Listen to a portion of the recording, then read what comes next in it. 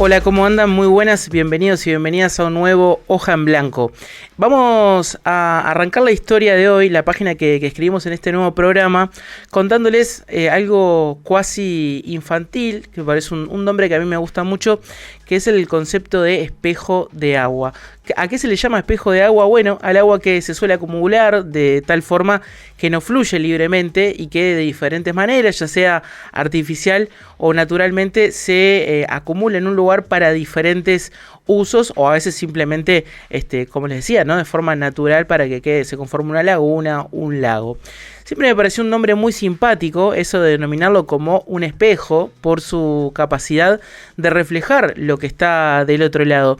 Y esa cualidad, en definitiva, de mostrar una imagen de aquello que se le acerca, viene muy bien para describir de alguna forma lo que nos ha pasado como sociedad con respecto al tema del agua en los últimos años, reflejando como un espejo las grietas de nuestra infraestructura para la prestación de servicios de agua potable, pero sobre todo de las grietas de quienes han tenido que administrarla. Esta historia podemos decir que arranca muchísimo tiempo atrás, en el año 1871, cuando el río Santa Lucía empezó a ser utilizado como un latido de bombeo de agua para Montevideo y el agua metropolitana. Pero ¿qué pasó? Bueno, con el crecimiento de la población, el abandono de otras fuentes auxiliares que también se utilizaban, como por ejemplo fue el arroyo Pando en su momento, y también el aumento mayor de la demanda por el crecimiento de la población y la concentración en la capital, bueno, su dependencia, es decir, el grado de nivel de dependencia que tenemos del río Santa Lucía fue creciendo exponencialmente y se hizo cada vez mayor. Cuando aterrizó hace unos años atrás el gobierno de la calle Pou, nos desayunamos de que ya tenía en puerta la propuesta de un consorcio privado para la construcción de una segunda planta en el río Santa Lucía, el ahora tristemente célebre ya proyecto Neptuno. Una iniciativa de un consorcio que planteaba una toma de agua en Arasatí sin estudios técnicos, económicos ni ambientales concluyentes por parte de la OCE, quien en definitiva se supone que debe velar por el interés común de todos y todas. Y es ahí cuando justamente las aguas comenzaron a enturbiarse más que nunca. El delirio, incluso en un momento de intentar justificar lo injustificable en la gestión anterior con ese proyecto, fue tal que incluso, por ejemplo, se llegó a destinar un fondo provisional de 810 millones de dólares de recursos de la OCE para una obra que, según la propuesta que había presentado el consorcio, no superaba los 250 millones. Estamos hablando de más de 3 veces de lo que se supone que iba a salir, se querían apartar como recursos para destinar a esta construcción y funcionamiento de la planta. Y no solo eso, la cuestión más relevante es obviamente la de el uso y el impacto ambiental. La Academia Uruguaya de la Ciencia no dejaba de advertir, por supuesto, ni que hablar, incluso principalmente desde Facultad de Ingeniería de nuestra Universidad de la República, cómo con los estudios que comenzaron a realizar una vez conocida la propuesta, los niveles de salinidad eran inaceptables, eran aguas muy peligrosas de potabilizar por su variabilidad tóxica, por la presencia de cianobacterias y otros detalles más técnicos que no viene al caso comentar actualmente. Permanentemente estos estudios fueron desoídos por parte del gobierno una y otra vez. La frutilla sobre la torta de este mamarracho que era lisa y llanamente el proyecto Neptuno era que se violaba además la Constitución y la expresión popular de hacer que los servicios de prestación de agua deban ser administrados exclusiva y directamente por personas jurídicas estatales, algo que recuerden ratificamos con nuestro voto hace ya 21 años atrás. Si tuvo algo de bueno, creo yo, la sequía que vivimos hace unos años, en el 2023, es que de alguna forma este tema del uso de los recursos hídricos pasó a estar en la primera plana y en la discusión popular. Abandonó lo que puede ser la charla y discusión parlamentaria, la discusión entre los partidos políticos, los argumentos científicos, incluso el nicho militante ambientalista para pasar a estar en boca de todos y todas. Y esa presión, esa preocupación que se inició con la sequía terminó, desembocando de alguna forma hace muy poquitas semanas atrás con la caída del proyecto Neptuno ya con el nuevo gobierno. Con este cambio de gobierno y la presidencia de Orsi se confirmó el no al nuevo proyecto y se empiezan a abrir nuevos caminos. El primero y fundamental es el de intentar dar respuesta a un problema que lo seguimos teniendo ahí en puerta, no se fue absolutamente, que es el de poder tomar todos los recaudos necesarios para la provisión de agua potable en el área metropolitana en el caso de volver a tener una crisis hídrica que todo hace pensar que en algún momento, dadas las circunstancias de cambio climático que se viven en todos los lugares del mundo, vamos a volver a tener de forma muy presente. No sabemos cuán cercano en el tiempo. Y el otro punto fundamental en esta discusión del nuevo camino que se abrió es el de desenredar el embrollo económico legal que nos dejaron con la firma de un contrato de obra ya cerrado entre el Estado y un consorcio privado, porque no se logró la anulación, pero sí al menos una renegociación de ese contrato, como les decía, que ya estaba en marcha. No podemos permitir en todo este contexto que el agua, un derecho humano fundamental si los hay, se convierta en una mercancía para el lucro de unos pocos. Es hora de que el agua, en definitiva, en lugar de ser una fuente de conflictos y especulación como fueron los últimos 5 años que nos tocaron atravesar, sea el claro reflejo de una sociedad que quiere abrazar un futuro común, así como lo hicimos hace 21 años cuando firmamos primero y después votamos en contra de la privatización de este recurso. Un futuro en el que ese recurso que es vital sea completamente innegociable. La historia del agua en Uruguay es un recordatorio constante de que cuando se hacen las cosas mal, siempre tendremos al menos un lago o una laguna con su reflejo que nos venga a mostrar cómo cuando las incapacidades políticas y los intereses espurios se repiten, los años pasan y los problemas no solo no se solucionan, sino que tienden a acumularse, a sedimentarse bien en lo profundo de nuestras vidas. Hoja en Blanco, periodismo local, con Diego Varela Calzada.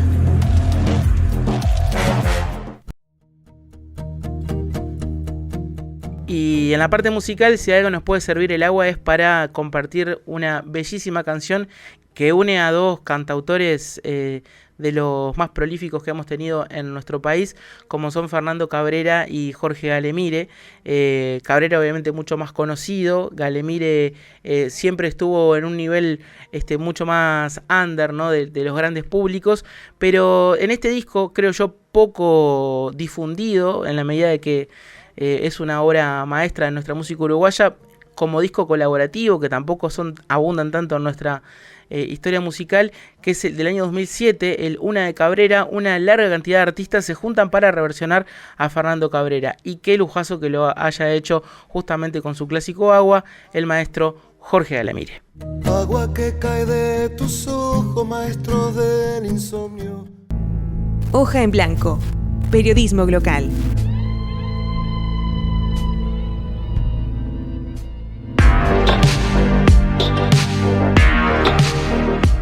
El agua ha dado mucho para hablar en Uruguay en los últimos años, así que para poder profundizar sobre este tema vamos a conversar hoy en Hoja en Blanco con Danilo Ríos, que es ingeniero civil con orientación hidráulica y sanitaria, magíster en ingeniería ambiental, profesor libre grado 3 en Facultad de Ingeniería de la UDELAR, ex gerente general de OCE entre los años 2006 y 2015 y actualmente es además el coordinador del curso de potabilización de la maestría en saneamiento urbano de la Universidad Católica de Asunción, Paraguay. Danilo, ¿cómo estás? Bienvenido a Hoja en Blanco, a la Uniradio, un gusto recibirte.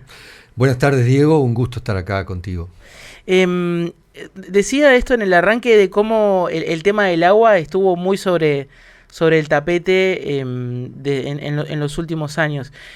¿Vos cómo lo viviste? Arranco más como desde lo personal, porque como alguien que está metido en la cuestión prácticamente de toda la vida, profesionalmente, debe haber tenido como una parte buena, ¿no? Decir, bueno, qué bueno que alguien se empieza a preocupar, que se problematiza, pero también tuvo sus matices oscuros, ¿no? Cuando como todo se termina politizando. Sí, yo siempre digo que en los sistemas de abastecimiento de agua, y particularmente acá en Uruguay, desde muchos años que se trabajaba en silencio y intramuros. La gente no se enteraba mucho.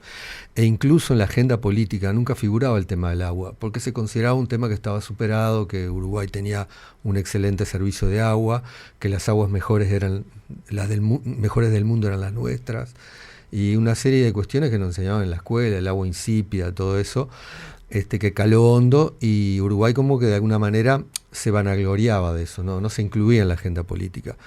Pero a partir de algunos episodios de calidad que tuvimos en 2013, en 2009 también, y bueno, 2015, y después de la sequía y lo del proyecto Neptuno, creo que subió a los tablados con una fuerza enorme el agua. Tremendo. Que por un lado, sí, lado es bueno, y por otro lado también es un índice de que algún problema hay. No, eso sin duda, y ahora lo vamos a estar conversando de cómo todos los temas en discusión se arrastran desde hace mucho tiempo hacia atrás. Te voy a llevar a lo más básico de todo, así como agua potable y suministro para principiantes. ¿Cómo funciona, digamos, el sistema de potabilización en nuestro país y la distribución de los recursos hídricos para el consumo en el Uruguay, principalmente en el área metropolitana, que es el gran eje de discusión?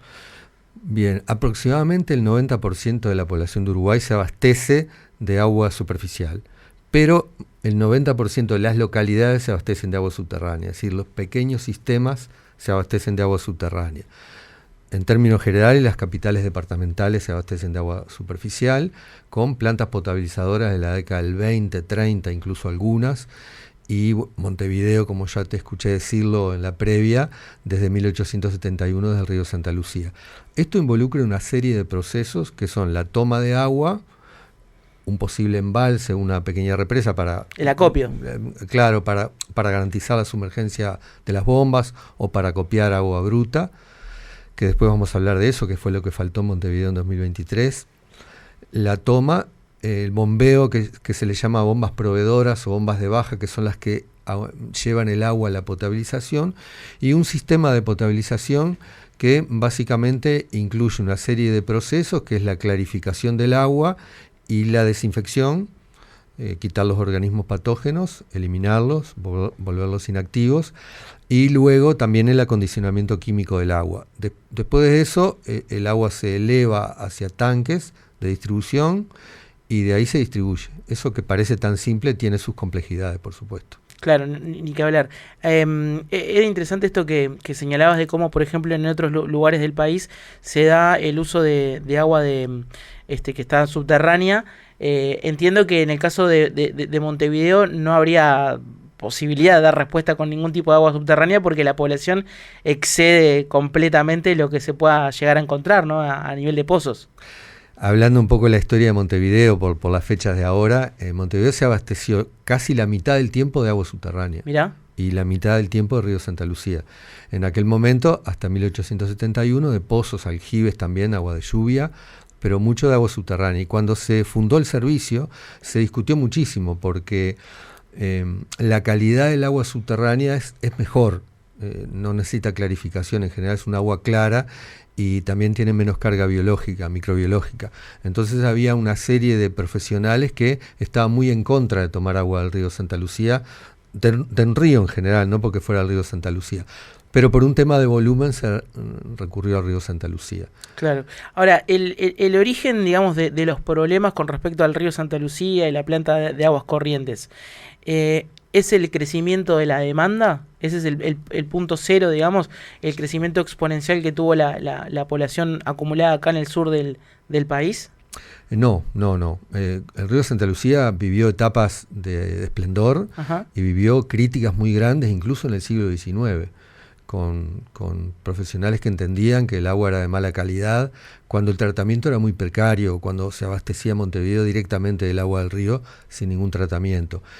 Después que se empezó a utilizar un producto que hoy se utiliza también, que es sulfato de aluminio, que fue a partir de 1908, ahí cambió drásticamente la condición del agua, y después que se empezó a usar cloro en 1925, hace exactamente 100 años, en Montevideo, cambió la percepción de la población y la incidencia del agua en la calidad de vida de las personas y en la salud también. Entonces ahí como que hubo un respeto hacia el río y una valoración quizás excesiva que nos llevó quizás a descuidarlo, y que en los últimos años lo hemos castigado mucho y nos está dando su respuesta. Claro, hay un detalle que vos comentaste al pasar, pero que me parece que es muy relevante porque hace a la confianza, ¿no? Que es este elemento que vos también traías recién. El hecho de que el agua que consumimos sea transparente, ¿no? Que puede ser un detalle estético simplemente, pero es parte del trabajo relevante que hace la OCE para que sea confiable su consumo y todos lo podamos disponer de ella. El agua tiene que ser transparente, hay normas de calidad que se miden determinados parámetros, turbidez, color, muchos parámetros, pero tiene que ser atractiva para el consumidor. Esa es una de las condiciones que exige la potabilidad. Por más de que el agua sea inocua y no nos cause ningún tipo de enfermedad o daño a la salud, también tiene que ser atractiva. No puede ser un agua turbia, porque no sería potable. La potabilidad exige eso también. Uh-huh. Y antes de meternos de lleno en la cuestión de Neptuno y todas sus ramificaciones, yo lo mencionaba en el editorial, es bastante, digamos, probable que tengamos episodios similares a los de la sequía que se vivió en el 2023, ¿no? En un futuro. Esperemos que no. Fue un episodio fue muy particular, porque fue un episodio de calidad, porque en Montevideo nos faltó el agua. Uh-huh. Sí hubo problema de calidad, de salinidad y algún otro parámetro que podemos comentar, pero provocado por falta de agua. O sea, lo que faltó fue que se vaciaron las reservas de Canelón Grande y de Paso Severino, y hubo que recurrir al tramo del río Santa Lucía, ubicado entre Aguas Corrientes y la desembocadura en el río La Plata. Claro. Entonces, bombearla hacia arriba. Exactamente, entonces ese bombeo trajo el río de la Plata hacia los pies de la presa de Aguas Corrientes, y ahí los eventos de salinidad. Y es un poco eso lo que ocurrió. Bien, ahora, Neptuno, digamos, lo que se proponía era tomar agua justamente del río de la Plata, almacenarla en una especie de lago artificial o polder, ¿no? Como se le llama, y después poder transportarla por un acueducto hacia Aguas Corrientes. No, hacia Montevideo directamente. Hacia Montevideo directamente, sin pasar por Aguas Corrientes. Sin pasar por Aguas Corrientes. Era un sistema de producción independiente. Uh-huh. Y tampoco surgió así como mencionaste, porque la resolución del directorio de OCE, que decide seguir adelante con Neptuno, habla de tomar agua dulce del río de la Plata en Arasatí. El tema es que en ese momento, en 2020, 2021, no existían demasiados análisis del río de la Plata en ese punto, y se confiaba que la calidad del agua en Arasatí era agua dulce. Por eso lo dice esa resolución del directorio. Lo del polder fue una forma después de resolver esa dificultad, es decir, generar un acopio de agua dulce para ser utilizada por la planta cuando el agua en ese punto de toma era salada. Y ahí fue que se fue complejizando el proyecto, que eso no estaba contemplado al principio, porque aparecieron dudas respecto a la posible contaminación del acuífero Raigón, los productores de la zona también que vieron que había un área muy grande que se iba a inundar y que iba a generar algunos perjuicios en la zona, y ahí fue como creciendo el impacto social que tuvo este proyecto, que fue muy masivo, ¿no? Sí, ¿cuáles eran al margen de esta cuestión que vos comentabas, por ejemplo, ¿no? de que en definitiva tiene un impacto ambiental en la comunidad cercana, ¿no? Donde se tendría que haber construido ese polder? ¿Cuáles son los otros impactos, ¿no? más profundos que podría haber generado la instalación del proyecto Neptuno? Yo lo que te puedo hablar es del abastecimiento de agua, uh-huh. Más bien que es lo que un poco me he dedicado. El problema es que cuando vas a hacer un proyecto de ese tamaño, de esa envergadura, de esa importancia, es decir, vamos a cambiar la fuente, vamos a ubicar otra fuente complementaria para Montevideo, luego de 154 años, tenemos que tener mucho cuidado, es decir, vamos a elegir bien la fuente. Entonces, el primer paso es siempre un estudio de alternativas, poner arriba de la mesa todas las alternativas y voy a nombrar algunas, ¿no? Tomar agua cerca de Montevideo, clarificarla y desalinizarla, tomar agua en el río de la Plata dulce, que debería ser más hacia el oeste, ¿no? En Arasatí. Bueno, tenemos el río San José también, hay que estudiar agua subterránea de los aluviones, el acuífero aluvial del río Santa Lucía. Utilizar directamente alguna represa en forma directa del Santa Lucía, es decir, hay una serie de alternativas que hay que ponerlas todas arriba de la mesa, estudiarlas, analizarlas y elegir la mejor. Cuando nos jugamos por una alternativa tiene que ser la seleccionada. Y acá el problema surgió de que se empezó por una alternativa y no se comparó con otras. Y con ese lastre fue que se inició el proceso Neptuno y que terminó en la cancelación. Claro. Ahora, esto de que vos señalás como tan relevante, ¿no? De crear otra fuente que fue, digamos, la solución que se intentó hacer con Neptuno. ¿Es una decisión que de alguna forma el país ha venido postergando durante mucho tiempo? ¿Tenemos que ir sí o sí por otra fuente o se puede, digamos, seguir trabajando solamente con otras plantas, pero tomando del río Santa Lucía? Acá hay que decir lo siguiente. El proyecto Neptuno tenía dos objetivos, que era hacer otra planta y que esa planta esté fuera de la cuenca río Santa Lucía. Y durante 5 años se habló que esas eran las necesidades del servicio de abastecimiento de Montevideo. Y yo me pregunto, ¿lo son? Yo creo que no son las primeras. La primera era generar una reserva para aguas corrientes y quedó demostrado con la crisis de 2023. Es decir, para ir a algo nuevo primero tenemos que cuidar lo que tenemos. Entonces, ir a esos objetivos que son buenos, tener una planta nueva y ahora se va a cumplir también porque parte de la salida fue la construcción de una planta, pero el ir en conjunto a una nueva planta y una nueva fuente son esfuerzos económicos que están fuera de escala para OCE y quizás para el país también, para destinarlo al abastecimiento de agua de Montevideo. Entonces, en esto hay que ir siempre en etapas. Es decir, ahora se construye la represa de Casupá, se resuelve también el abastecimiento de la Costa de Oro, mucho de ello no voy a hablar porque no conozco los detalles, y se aumenta la producción de aguas corrientes con otra planta en paralelo. Y después quizás se podría ir por otra fuente, pero también hay otras necesidades que atender en el interior del país. Entonces no es un tema sencillo. Se habla de hace muchos años de ir a otra fuente, pero siempre hay que cotejarlo con las necesidades que se tienen en el momento. Yo te quería complementar antes, porque no te terminé la respuesta a la pregunta anterior, las dificultades que íbamos a tener con Neptuno, desde el punto de vista del abastecimiento de agua. La primera que te comenté es el agua salada, pero el agua salada tiene además otros inconvenientes. En el año 70 que se hizo un estudio por primera vez para utilizar el río de la Plata, que fue un trabajo que realizó la Organización de Estados Americanos con muchos profesionales de alto nivel, algunos de ellos uruguayos y otros extranjeros, y que se abrió como una expectativa de tener ahí una fuente infinita de agua. Pero la salinidad en ese momento se consideraba como un parámetro exclusivamente organoléptico, es decir, que generaba problemas de sabor en el agua, por supuesto que podría afectar a personas hipertensas, pero no era más que eso. En el año 1974, algunos años después, se descubrieron los trialometanos. Los trialometanos que tienen una incidencia en la salud a largo plazo y que están regulados por la norma uruguaya desde 1986, el primer trialometano, y en la norma actual, y también están sugeridos por las guías de la OMS, que a partir de la salinidad de algunos componentes del agua salada, que son los bromuros, además de los cloruros y el sodio que generan el gusto salobre, están los bromuros que inciden en la formación de trialometanos. Y eso ocurrió, justamente lo tenemos como experiencia porque ocurrió en 2023, en que la presencia de trialometanos elevó los niveles de trialometanos en el agua de Montevideo a valores muy superiores a la norma. Entonces ahí tenemos otra dificultad con el agua salada, no es solamente el sabor del agua. Por lo tanto, para mí ese punto de toma, para mí era descartable. Bien, ahora vayamos a estas alternativas, digamos, que se empiezan a discutir, ¿no?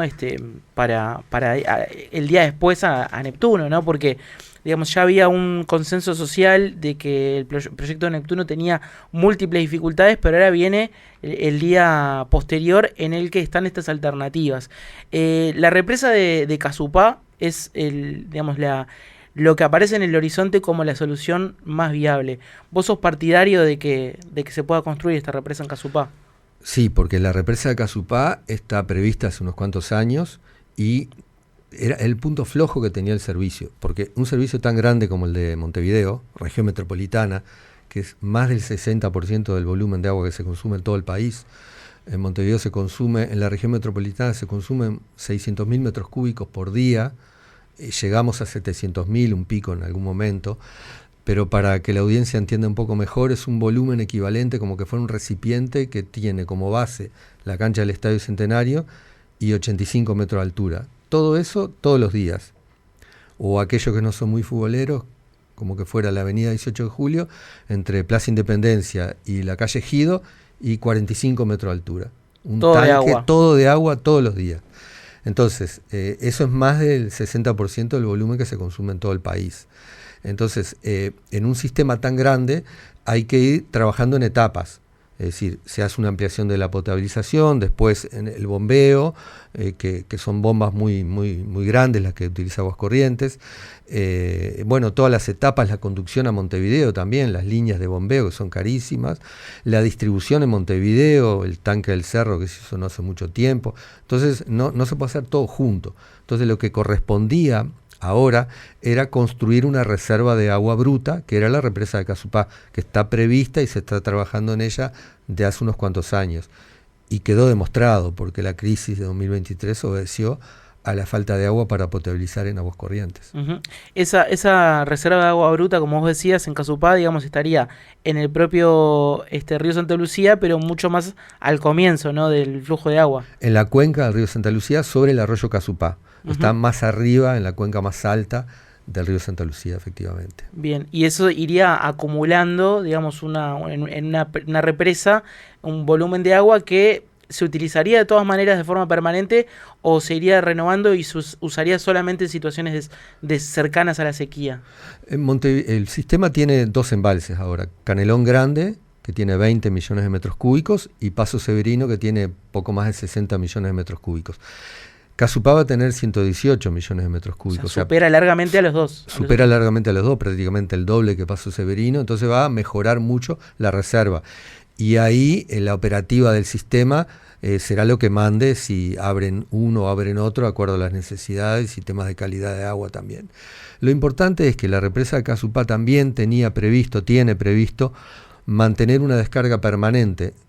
Es decir, que el agua circule por el río, que nunca se estanque, no se generen lagunones, porque eso va en contra de la calidad del agua. En épocas de mucha sequía se pueden generar en los márgenes del río algunas lagunas aisladas y eso puede afectar la calidad. Uh-huh. ¿Y cuáles serían, por ejemplo, los riesgos, ¿no? Porque toda construcción humana siempre tiene algún impacto en el entorno. En la construcción de la represa de Casupá, ya hay estudios muy primigenios, ¿no?, sobre los riesgos, y se quiere profundizar en eso para conocer cuáles serán las consecuencias si hay que mitigarlas. Es una lástima que se esté hablando ahora del impacto ambiental de la represa de Casupá, cuando el estudio de impacto ambiental en 2020 estaba presentado. Hace más de 5 años estaba en el Ministerio.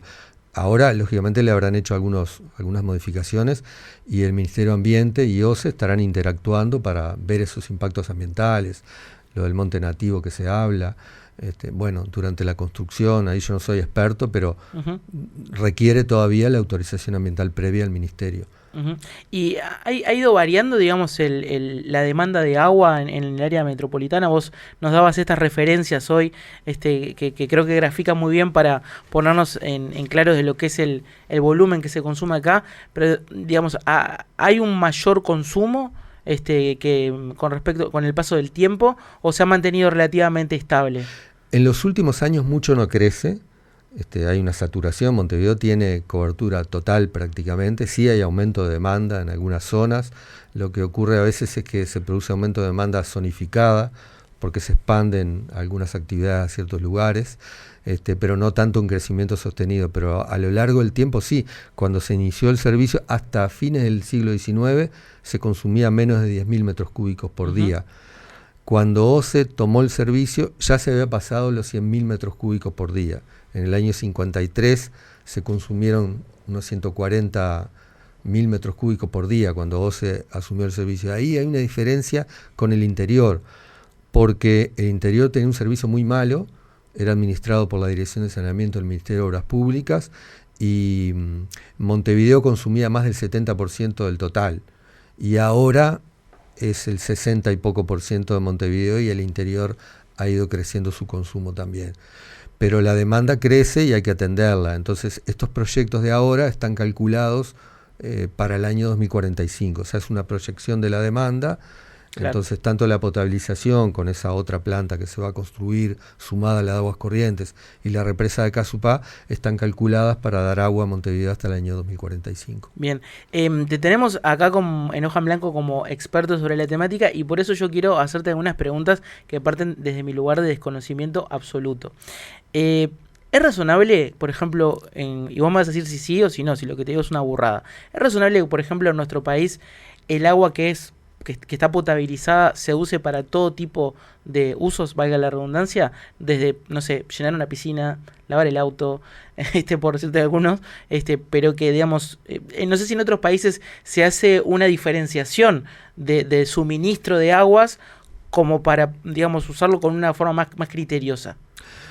Uno lo ve como que sí, que es un disparate, ¿no? Que se laven autos y todo eso, pero es muy difícil en una ciudad como Montevideo tener dos redes de agua, una para agua potable y otra para agua de otro uso, porque también genera un riesgo de que la gente recurra a esa otra fuente, a esas otras cañerías, para abastecerse. O sea, implicaría como un cambio cultural y de reeducarnos en todo, ¿no? No es muy común, en general no se tiene doble tubería, hay lugares que sí, pero lo que sí hay que trabajar en forma permanente es con una educación respecto al uso del agua, porque nosotros hacemos campañas, el país hace campañas cuando tiene problemas, es decir, hay una sequía, entonces le exhortamos a la población de que ahorre el agua, de que no llene las piscinas. Pero eso debería ser un trabajo continuo, porque la cultura de la gente no se cambia de un día para el otro, las costumbres. Entonces, ser más cuidadoso con el agua. A veces también los problemas como la sequía generó un poco más de conciencia, pero después el tiempo pasa y la gente se olvida, y hay que trabajarlo en forma permanente, eso, que sea más racional el uso del agua. Sí, tal cual. Es interesante, ¿no? Como esto de los recursos, ahora que vos decías también antes de la cuestión de los costos, como por ejemplo a la hora de las obras uno de los principales costos que tiene es el tema del traslado, ¿no? del agua, del bombeo, de generar un sistema que transporte el agua de un lugar a otro, sobre todo cuando además hay grandes distancias, y te da todo eso, ese comentario con una reflexión que tal vez no provenga absolutamente del desconocimiento de no estar metido en profundidad en la cuestión. A mí siempre me pareció muy barata el agua acá. Y te lo explico por qué. Te llega la factura como cualquier ciudadano, ¿no? De la UTE, del consumo eléctrico, del teléfono, ¿no? De la red. Y siempre el consumo del agua era la factura más barata de todas, la más económica. Y yo sentí que algo ahí siempre me hizo ruido, como que, ¿por qué el recurso más vital de todos los que estamos recibiendo, con el que realmente la vida sería imposible, y con los costos que tiene, ¿no? Mandarlo, ¿por qué es el más barato? ¿Qué tema ese? En realidad en Uruguay no es tan barata. Es barata si la comparás con otros servicios. Con otros servicios públicos sí es barata.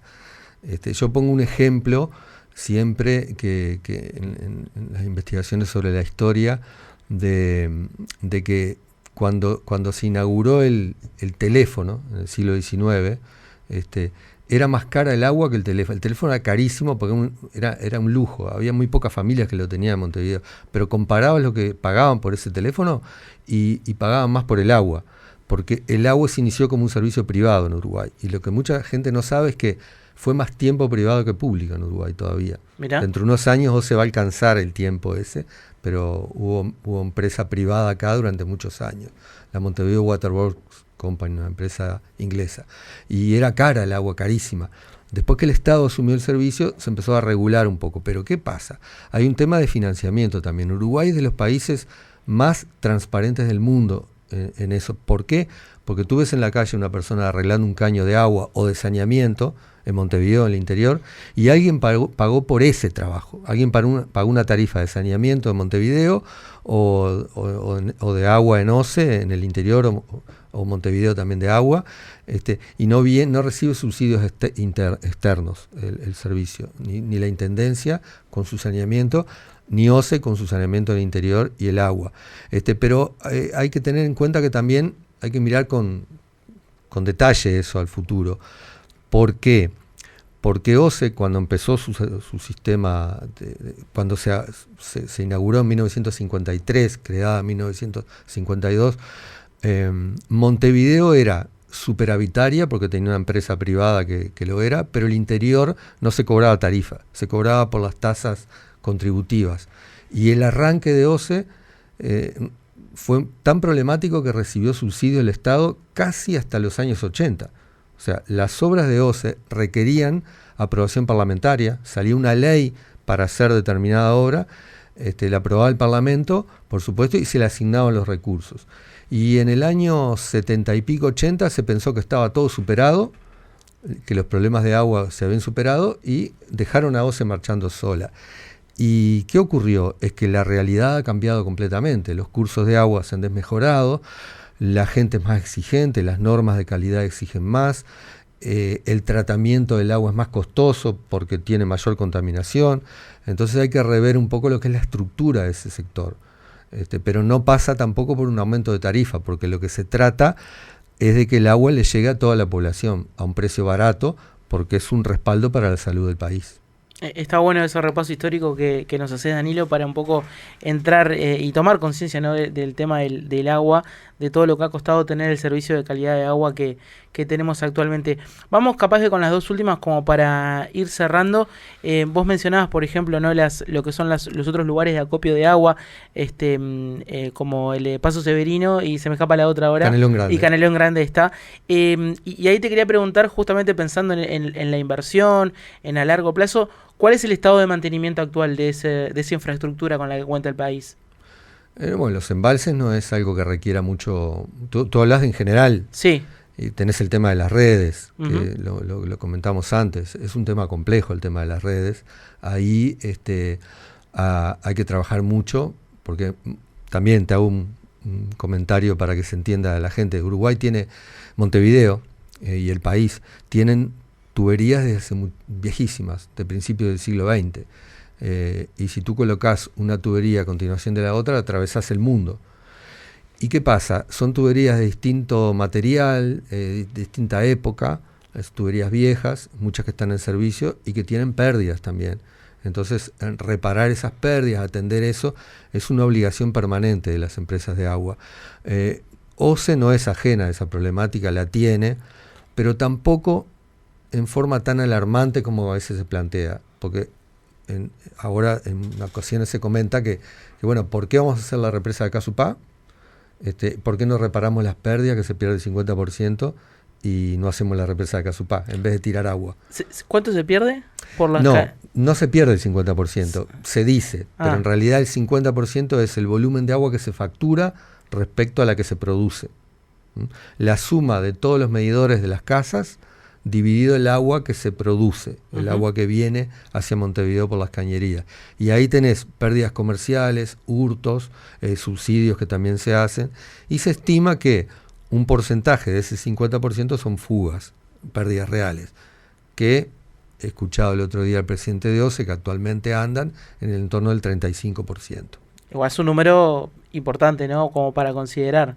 Es un número grande, pero los resultados de cualquier programa de contención de fugas se obtienen a largo plazo. No son cuestiones que se resuelvan de un día para el otro, por esa complejidad de la red que te dije. Claro. Y también, otra cuestión importante, todos los programas de reducción de fugas, de reducción de agua no contabilizada, digamos, también porque hay que trabajar en la parte comercial también, en los hurtos, los robos de agua, las pérdidas invisibles. Esos programas por ejemplo, un programa de sustitución de tubería o sustitución de medidores, que los medidores con el tiempo empiezan a medir menos. Hay que acompañarlos con un crecimiento de la institución, de la empresa en términos operativos. Es decir, en el índice de agua no contabilizada interviene casi toda la empresa, porque el que compra los materiales, que los materiales sean de buena calidad, los tiempos en la entrega de los materiales, el personal suficiente en las cuadrillas, las herramientas, los camiones con retro, las camionetas, la gente que hace la programación para los trabajos, el directorio que da los recursos, los gerentes que organizan los trabajos, los capataces, está metida toda la empresa. Y entonces, si no hay un crecimiento de eso para atender la reducción de agua no contabilizada que se logre con un programa de reducción de pérdidas a través de sustitución de tubería o medidores, en poco tiempo se retrocede. Claro. ¿Y cómo afecta, por ejemplo, en el área metropolitana, ¿no? como la zona más poblada del país? Esto que lo hemos abordado es un problema que tiene muchísimas ramificaciones, pero el hecho de que, digamos, el área ocupada, poblada, está en permanente crecimiento porque hay una expulsión, digamos, de población hacia los márgenes de la ciudad, que perfectamente podría estar viviendo en la zona ya construida, porque hay un montón de casas vacías, lo sabemos, y sin embargo se generan, ¿no?, situaciones de exclusión que hacen que se siga expandiendo hacia lugares donde no hay red de suministro público de agua actualmente. ¿Cómo está afectando a la red eso actualmente, o no es algo, digamos, a considerar? Y hay que llevarle el agua a todos lados. Claro, ahí está la cuestión, que es un derecho, ¿no? Y que claro, el Estado se plantea ese objetivo, pero es como siempre estás corriendo de atrás. Bueno, ahora en la actualidad, te estoy hablando de los últimos 20 años, hay más planificación territorial. Uh-huh. Entonces se prevé un poco más hacia donde se crece, pero históricamente el crecimiento de la población, la expansión, se expandía a veces en contra de la facilidad hidráulica de expandirse.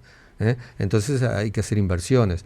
Por ejemplo, ahora se ha ido expandiendo hacia el este, y por eso algunas obras que OCE con buen tino previó ahora con esta renegociación de Neptuno hacer y generar un servicio más autónomo en la Costa de Oro y no tener que pasar agua de Montevideo hacia la Costa de Oro, o sea, minimizar ese pasaje. Uh-huh. Porque el agua de Montevideo podría llegar hasta Araminda ahora, que es kilómetro casi 70, un poco menos. No te quiero meter en la cuestión política, porque la idea era justamente charlar más que nada desde lo técnico, pero sí que puedas, aunque sea, darme una opinión de principio de la cuestión, de cómo ves que se está dando esta renegociación de lo firmado con Neptuno. Yo la veo muy bien. Todas estas obras que se han planificado demuestran que bueno, ahí está la mano de los técnicos de OCE que hicieron una buena planificación, y durante estos 90 días se ve que tuvieron mucha incidencia, porque se logró un paquete de obra, bueno, también con el consorcio que tiene sus técnicos muy capacitados, y el intercambio se ve que fue muy bueno y se llegó a un paquete de obra muy interesante. Uh-huh. Yo lo veo muy bueno porque son todas obras necesarias. Y el trabajo por parte del consorcio, digamos, con personal privado, que era una de las cuestiones que incluso antes de que surgiera lo ambiental, se había tirado arriba de la mesa, ¿no?, de cómo iba a haber personas privadas trabajando en el suministro del agua pública. Eso también entra del paquete de renegociación, que harán excluida el consorcio del trabajo directo con el manejo de las nuevas plantas. Lo que se comunicó es que el esquema de trabajo va a ser el tradicional, o sea, todas las obras van a ser operadas por OCE. Por OCE. Totalmente. Y que fue una lucha del sindicato, además, muy grande, ¿no?, que se dio. Sí, también del sindicato y de muchas organizaciones, y el propio directorio, el representante del directorio, Ortuño, también habló mucho sobre eso. Organizaciones sociales, se trabajó muchísimo en ese punto también. Porque de alguna forma, al margen de la cuestión ¿no?, del laboral, sindical, es lo que también permite al Estado tener el ojo puesto directamente, ¿no?, sobre el trabajo que se hace en el agua. Bueno, hay un mandato constitucional que nos obliga, y así debe ser, y bueno, históricamente eso no es un problema acá en Uruguay. En general, en muchos países que se privatiza el agua, primero hay un decaimiento de los servicios, y bueno, y después viene como una solución la privatización. Acá no había ningún inconveniente.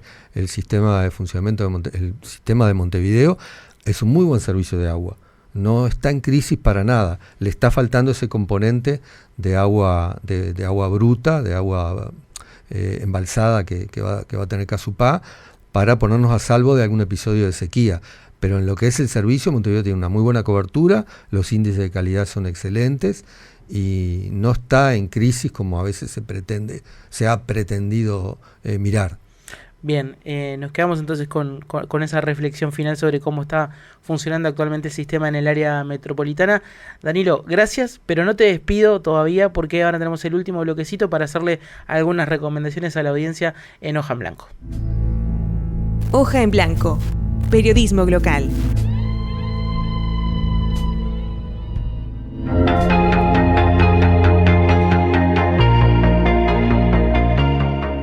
Último tramo de este Hoja en Blanco y como siempre es el momento de...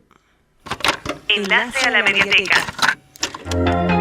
El enlace a la Mediateca, algunas recomendaciones para que se lleven quienes nos están escuchando como tarea domiciliaria y como siempre con nuestro invitado, en este caso Danilo Ríos, que tiene algunas recomendaciones de portales muy interesantes. Contanos. Sí, los temas de agua son muy específicos y yo les invito a que visiten el portal de OCE, que hay mucha información sobre el abastecimiento de agua de Montevideo, el saneamiento también, y también que por ahí chusmeen páginas de otras empresas de agua, de Argentina o de Brasil o de cualquier otro país. Argentina está en un momento complicado justo ahora, bueno, con respecto incluso al agua específicamente. Sí, pero hay unas empresas de Santa Fe, por ejemplo, Ajá. que pueden, o de Córdoba, que pueden mirar, y está bueno ver, porque a veces compararnos con el exterior nos viene bien, porque la empresa nuestra es muy buena.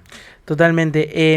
Hablando de recomendar, como se habrán notado, Danilo es un apasionado de esta cuestión y como él no lo iba a hacer, yo quiero tomar la iniciativa y recomendar los 2 tomos que tiene Agua Potable, Historia y Sensibilidad, que recogen un poco, bueno, varias de las cosas que charlamos acá y lo profundizan largamente. Aparte son bastante recientes, ¿no? Estos 2 libros que sacaste. Sí, con motivo de los 70 años de OCE.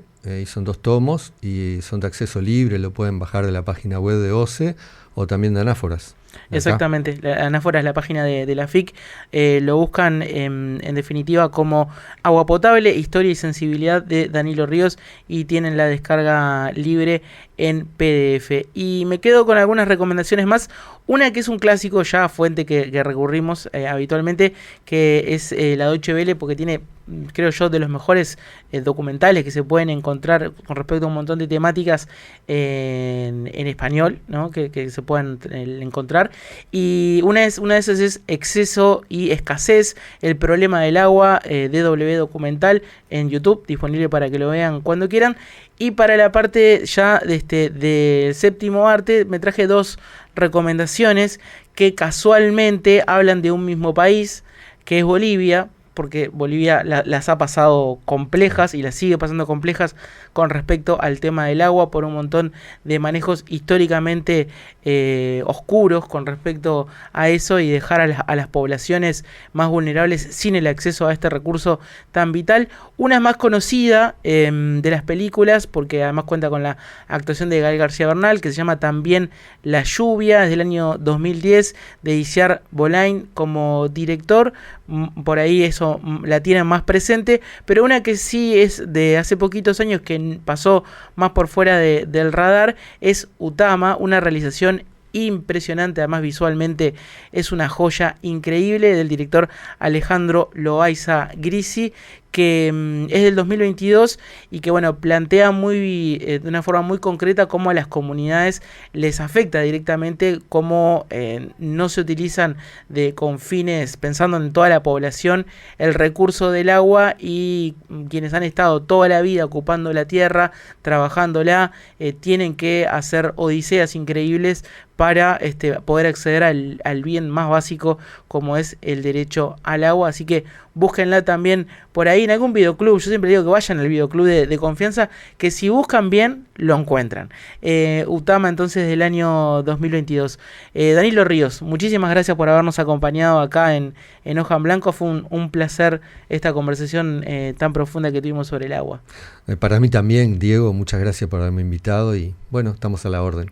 Exacto, seguramente el tema, esperemos que no sea por una nueva crisis o una sequía, lo podamos seguir compartiendo, que no valore el resto de la población siempre el tema al que te has dedicado toda tu vida cuando pasa algo malo y sale el agua salada, ¿no? Esperemos que así sea. Ojalá. Tal cual. Gracias, como siempre, a todo el equipo de la Uniradio por el soporte técnico, Nacho en Switcher, Gastón Pepe en los controles, y recuerden que pueden encontrar los contenidos disponibles en la web de la Uniradio, uniradio.edu.uy, en el canal de YouTube de la Uniradio. Suscríbanse, compartan los contenidos que hacemos en la radio universitaria pública, que es de todos y todas, y también pueden encontrar algún que otro contenido extra en las redes sociales, Diego Varela Calzada en Instagram y el canal de YouTube. Así que nos reencontramos dentro de 15 días para seguir escribiendo una nueva Hoja en Blanco. Chau. Conducción y producción, Diego Varela Calzada. Operación técnica, Gastón Pepe. Locución, Jimena Crujeira. Streaming y apoyo en redes, equipo de Uniradio y practicantes preprofesionales. Hoja en Blanco. Periodismo local.